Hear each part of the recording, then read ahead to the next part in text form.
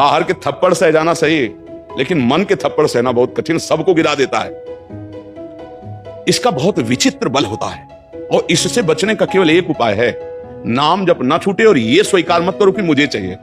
जैसे मन कह रहा है आज उस होटल में चलते हैं, अब रसेंद्री और मन एक हो गया है। अब आपको लगता है मेरी मांग है, तो बोले भाई आज मेरा मन कह रहा है यही, आज मेरा मन कह रहा है कि आज उस होटल का भोजन होना चाहिए।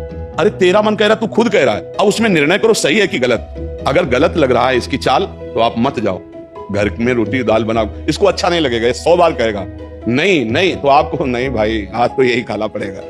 कल भले विचार करेंगे, कल विचार करेंगे आपकी बात पर आज नहीं, आज तो ऐसे बस में करना होता है। एक साधु के मन में आई कि खीर मिले, बहुत दिन से नहीं मिली, मन है कभी कुछ भी सोच सकता है, बहुत व्याकुलता हो गई, बस खीर खीर खीर।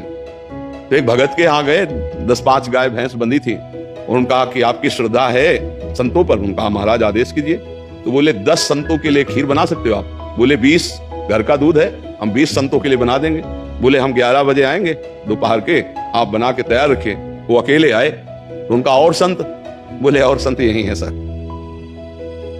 अकेले कमरे में बैठे 20 संतों की खीर, वो कहा आप लोग बाहर हो जाइए, हम एकांत में पाना चाहते हैं। वो पाए भाई 20 संतों के लिए खीर बनी, मतलब 20 पेट भर जाए। तो अब पाए फिर एकदम यहां तक हो गए तो उल्टी हो गई, फिर मिलाया उसी को, फिर मन कह रहा नहीं अब खीर नहीं चाहिए। बोले नहीं खाओ खाओ खीर। रोमांच हो गया, नहीं खाएंगे एकदम। तो बोले जिंदगी में खीर का नाम मत लेना, जिंदगी तो या तो ऐसे उतरो या तो ऐसे उतरो। इसको वश में करना बहुत अच्छा, एकदम विरोध भी नहीं कर सकते आप इसका, चल ही नहीं पाओगे, इसका विरोध भी एकदम नहीं कर सकते, सपोर्ट भी करना पड़ेगा। तो अच्छी बात में इसका सपोर्ट करो। अब कह रहा है जैसे हमें आज मीठा खाना है, ठीक है तुम्हारी मांग बुरी नहीं है, गए किसी अच्छी दुकान से लिया, ठाकुर जी को भोग लगाया, पा लिए, तो उसका सपोर्ट हो गया। अब वो बुरी बात कह रहा है, अब नहीं मानना है। उस समय जो जलन उसे सह जाओ, बस यही साधना का है। मन को अगर अधीन कर लिया तो बात बन गई। एक हम बार बार सुनाया करते कि मन मारिया तन बस में कीना, हुआ भरम सब दूर, बाहर से कछ दिखत नाई अंदर चमके नूर, आपो त्याग जगत में बैठे नहीं किसी से काम, उनमें तो कछु अंतर नाई संत का हो चाहे राम। वो गृहस्थी में भी है, आप एक पत्नी व्रत लिए हुए धर्म से आप चलते हैं, दूसरी किसी माता बहन की तरफ गंदी दृष्टि नहीं, धर्म से धन कमाते, परिवार का पोषण करते, नाम जब आप महात्मा है, आप सतमार्ग के पथिक हैं, क्योंकि आप अपने प्रवृत्ति धर्म से चल रहे हैं, और एक निवृत्ति में अपने धर्म से चल रहा है, तो वो महात्मा है। ऐसा महात्मा का मतलब केवल वेश से नहीं होता, महात्मा का मतलब उस लक्षण से होता है। अगर आप भागवतिक लक्षण से हैं तो आप भक्त हैं, आप वैष्णव हैं, आप महात्मा हैं। तो मनुष्य जीवन का परम लक्ष्य है मन को अधीन करके परमात्मा प्राप्ति करना। अगर मन अधीन नहीं हुआ तो परमात्मा प्राप्ति में बड़ी बाधा खड़ी हो जाती है। नाम जप करते रहो, धीरे धीरे वो बल आता रहेगा नाम जप से कि आप मन को अधीन कर लोगे। नहीं तो पीछे वाले बैच में यही कह रहे थे कि जितनी जेल भरी है ये सब मन से ही भरी है। नहीं बोले ऐसा क्यों किया? बोले मन ने कह दिया, आप क्या करे, हम तो कहते थे नहीं करना, पर इस मन ने फंसा दिया, तो बोले 20 साल की सजा, अब भोगो जेल। मन की एक हरकत ने पूरा जीवन बर्बाद कर दिया, मन की एक हरकत ने फांसी पे चढ़ा दिया। वही मन की तो हरकत है। तो हमें लगता है बहुत होश में रहा जाए, ये जो मंत्री है सलाहकार मन, इस पर नजर रखी जाए कि इसकी गलत सलाह पे दस्तखत ना करो। और अगर आप स्वीकृति नहीं देंगे तो कुछ नहीं कर पाएगा, पक्का समझना। आपकी स्वीकृति से ही होता है जो कुछ होता है। आप जहां कह देते हैं कि चलो अच्छा ठीक है, बस फिर आपकी कोई गम नहीं है, वो आपसे करवा के मानेगा। इतना बलवान मन है, बड़े बड़ों से करवा लेता है। आप तो मान लो गृहस्थी में हो, जिसने आजीवन भगवान का मार्ग चयन किया है उसको भूल में डाल देता है, गलत मार्ग में ले जाता है। आप तो गृहस्थी में मान लो आपसे चूक होना स्वाभाविक है, क्योंकि प्रपंच माया प्रपंच में जिसने जीवन भर के लिए नियम लिया है उससे भी चूक करवा देता है। बड़ा विचित्र मन है। हाँ, अगर मन कहीं अधीन हुआ है तो भगवान का आश्रय लेकर और विवेक के द्वारा इसे अधीन किया जाता है। और विवेक ये बाजार में मिलता नहीं है, ये सत्संग से मिलता है। जैसे आप सुन रहे हैं, बिन सत्संग विवेक न होई और राम कृपा बिन सुलभ न सोई। सत्संग होता है भगवान की कृपा से, और सत्संग से मिलता है विवेक, और विवेक से मन का शासन निर्णय किया जाता है, तू गलत सलाह दे रहा है और मेरी मांग नहीं तेरी मांग है, मैं इसको रिजेक्ट करता हूं, नहीं पास करता हूं। बस वो कुछ नहीं कर पाए। पर इतना ज्ञान नहीं रहता भैया, जहां वो मन से आज गरम गरम कचौड़ी दाल की हो और फिर चटनी हो, फिर अब आप खोज करोगे कहां बन रही है, हम खरीद के खाए। मन ऐसे फंसा रहा है।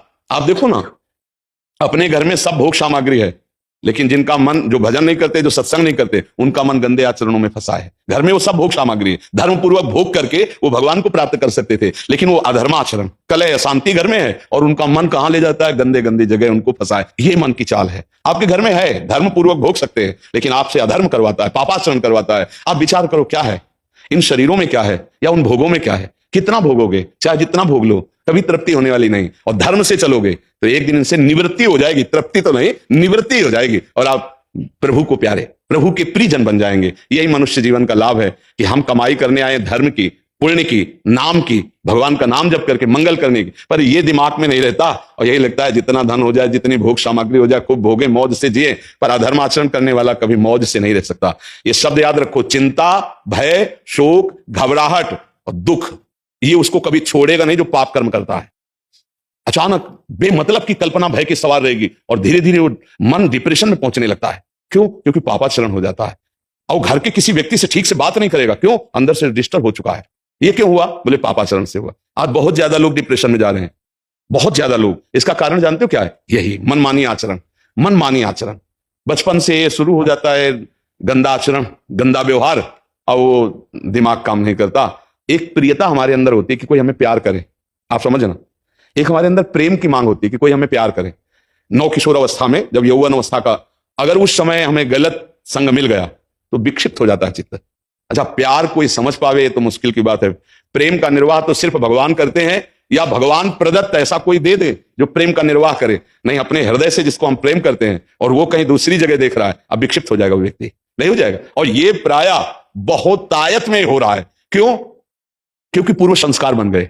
अच्छा, जैसे देखना, बॉयफ्रेंड गर्लफ्रेंड, ब्रेकअप, फिर बॉयफ्रेंड, फिर गर्लफ्रेंड। समझ रहे हैं क्या संस्कार पड़ रहा है बच्चों के अंदर? अब वो जब वर्ण करेंगे एक पति का तो उनके अंदर निष्ठा आ पाएगी, वो संयम से चल पाएंगे, वो एक गृहस्थी को संभाल पाएंगे, वो अपने पति या पत्नी पर पूर्ण प्रेम कर पाएंगे? नहीं कर पाएंगे। क्यों? क्योंकि आदत खराब हो चुकी, संस्कार खराब हो चुके। अब ये हमारे समाज में ज्यादा फैल रहा है, नहीं फैल रहा है। अब जहां मन को संयम में लाने की बात आती है, वहां मन को तो हमने पहले ही रद्दी कागज बना दिया, पहले ही हमने उसको गंदा कर दिया। अब कैसे हो सकता है? गृहस्थी बहुत पावन मार्ग है, कोई ऐसा नहीं है।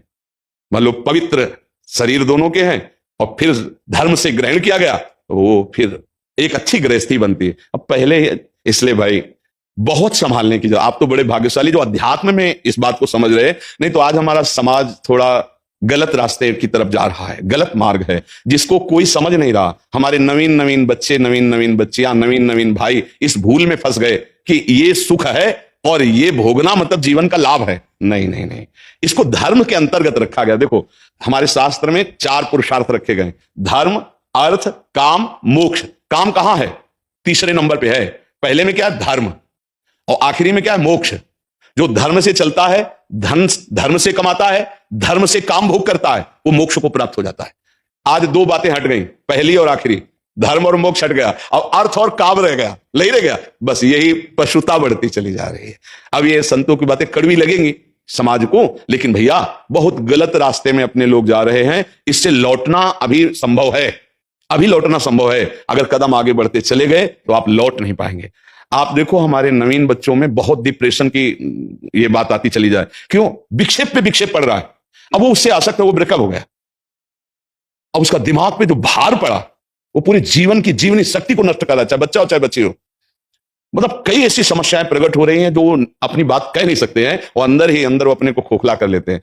हमें लगता है कि माता पिता को, परिवार को इन समस्याओं से बच्चों से जुड़कर उनको हटाना चाहिए, उनको शिक्षा देनी चाहिए, उनको ऐसा मित्रवत बल देना चाहिए जिससे उनकी मानसिकता उभरे। अगर ये छूट बनी रही, इसे कहा जाता है दोस्ती, लेकिन भारी दुश्मनी फैल रही है, भारी हमारे जीवन का नाश करने वाली वृत्तियां फैल रही। तो इसलिए इससे बचा जाए और नाम जप किया जाए। अगर मन को छूट मिल जाए तो नरक पहुंचाने की पूरी व्यवस्था कर देगा। मन को छूट मिल जाए तो भारी से भारी अपराध करा देगा और जलाता रहेगा। इसलिए मन को छूट ना दी जाए, और मन को छूट ना दी जाए इसके लिए जो चाहिए विवेक, वो सत्संग सुना जाए, और जो बल चाहिए वो नाम जप किया जाए। नाम का बल और सत्संग का विवेक, ये 2 ही बचा सकते। साधन को हरिभजन है, कह सत्संग सहाय।